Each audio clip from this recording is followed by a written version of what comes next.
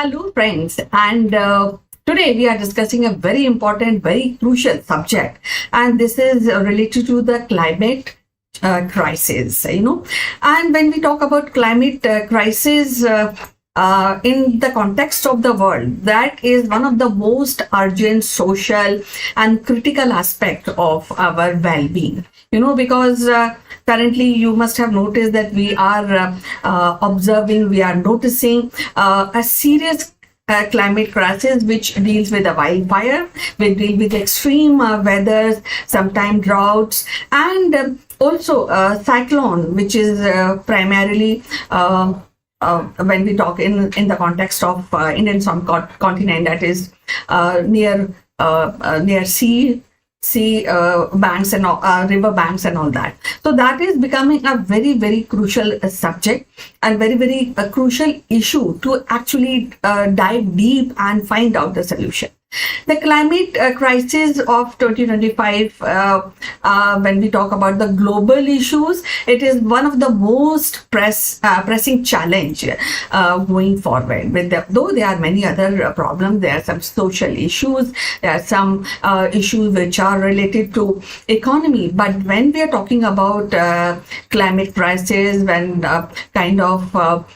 when we say melting of glacier, so these few things are really need concern, really need solutions, and I think that is one thing which every government should work into about. When we are talking about when climate crisis, as you know, that we have a rise of global temperature rise. We also have industrial level which are remain critical when we talk about pollution, and we also have some issues which deals with the habitat, ecology, balance, and all that actually become very critical. And when we talk about few nations which are island nation, then there are few nations, especially as I told you, the island nation, they are facing some catastrophic consequences. Some are vanished, some are on the verge of some critical solutions required for the development of animal kingdom, the plant, of course, the human settlement. Now, when we talk about, there are few areas, as I told you, that there's a rise of weather, rise of temperature. So there are other things which really require some serious steps, and those steps where we required government regulation is illegal deforestation, logging, and of course taking or maybe encroaching land for human development, because what happens, we extend the infrastructure and in this process there are many precious species. They tend to lose their lives, or they lose their habitat also. At the same time, the plastic pollution, which is a real problem, because this plastic is making our sea and oceans polluted, and that is a bad that will the impact will be really very bad in coming years, especially for our new generation, for our generation who are actually not even born. So that is a crucial aspect which everybody should look into. When we are talking about plastic, I think one thing, or you will also agree, that there should be a legal banning of plastic usage and plastic material. There are many governments are actually working on that, but still we are lagging into curbing the whole plastic misuse on our dear earth planet, which is the only as a habitat planet for mankind.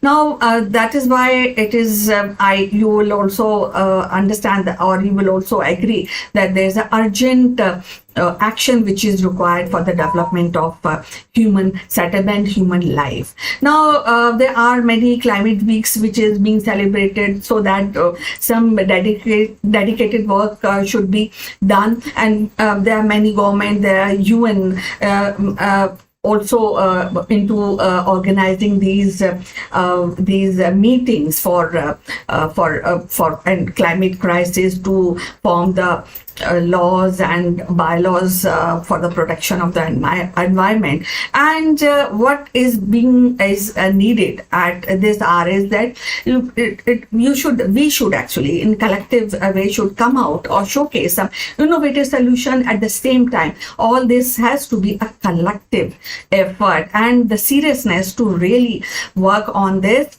and minimize the climate crisis, which is actually in some point of time will definitely become out of hand. So this is the time, 2025 is the time where we have to really do serious thinking, serious effort. Now, when coming to the Indian context, we also have, as a nation, major concern when we talk about climate crisis, and there are many types of challenges which this particular nation or the Indian subcontinent is facing, because we have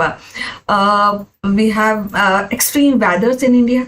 We have extreme severe heat waves. We also have intense monsoon rains and storm, cyclonic storm. All these are somehow resulting into rise of temperatures, and over the few past years,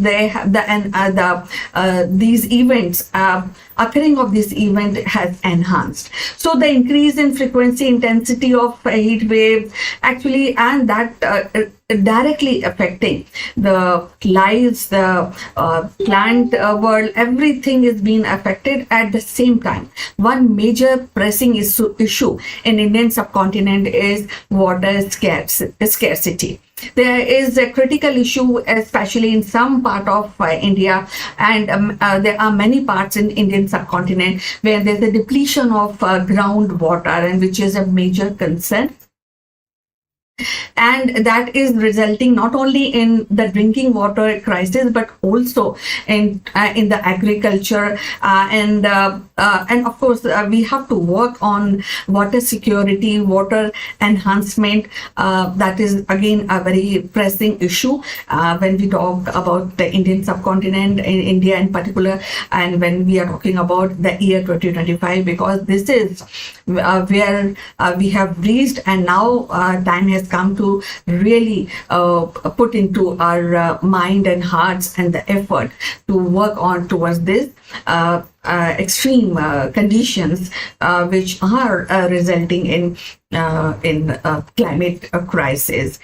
At the same time, there is also a air pollution issue, because when we talk about India, especially because we have metro cities, and there are many government who have worked on the air pollution. And when we talk about some cities like Delhi, Mumbai, even Calcutta, government has already started metro, so that every family should not come out with their cars, and that will definitely will help in curbing the pollution which is being created by transportation. So a part of this, the burning of fossil fuel, industrial emissions, and the poor air quality, which definitely, as you also understand, lead to health issues. So that is something which is being should be considered, and should we have to really put forward our brains, our policies. Now recently the government has come out a great budget where they are boosting renewable energy, we are clean technologies, and adaptation of climate conditions by the people, by the industry. But still, you will also agree that there are more which is being required. When we talk about renewable energy transition, India is making a significant transition into this field. Government has also announced the increase of solar cells, EV batteries, and in the Indian context, wind turbines are also being taken care. I mean, the policymakers are thinking about all these aspects so that we can curb the pollution, we can curb the crisis which in the rise of temperature. And this transition is crucial for greenhouse gases emissions, and in this way we will be able to sustain this development, or maybe a little bit impact will definitely happen in the climate condition, which are actually not very suitable if we go with the same pace and without caring or taking some aspect or thinking or the policies. So it is very, very important to work on climate crisis. Now there's one very interesting or very important point when we talk about climate crisis, that is biodiversity and ecosystem. What happens, because as I mentioned earlier, there are extensions of concrete building infrastructure even on the jungle land. So that is where the government should make the policies, and there is always a crisis, and that the kind of what we say it is, we are not thinking before actually implementing this infrastructure, and the deforestation, habitat loss, and the climate change pattern, they are definitely in a long way. It will actually affect the survival of many species, and in many ways human race will also be affected. Now ecological balance is definitely required, and our effort has to be in the restoration of ecosystem and preserving the biodiversity. Now when we are addressing a climate crisis, as you also know, that government has come out many policies, coordinating effort not only by public sector but also private sector.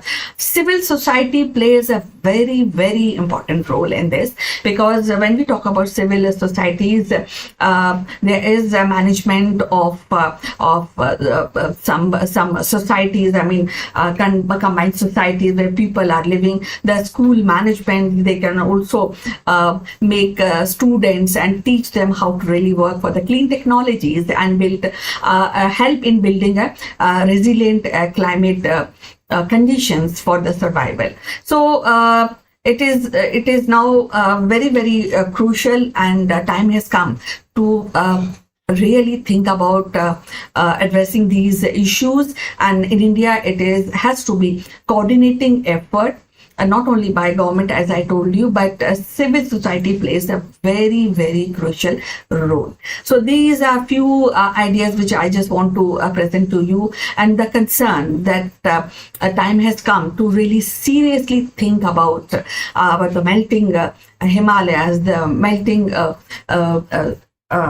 all those water bodies who are on the rise, melting of the glaciers. So time has come to really seriously think about that, and that has to be not only in the educational book, but it has to be in the practices on daily life practices to safeguard the environment, to clean, to remain clean, that live in a clean environment, and coordinating effort from every family and every organization. So this is what I want to present to you. I look forward for your ideas, for your inputs. So we'll be meeting again, and with only one message, that the crucial time has come to really look after your climate, your surroundings, our surrounding, for a better survival ahead. See you. Bye-bye.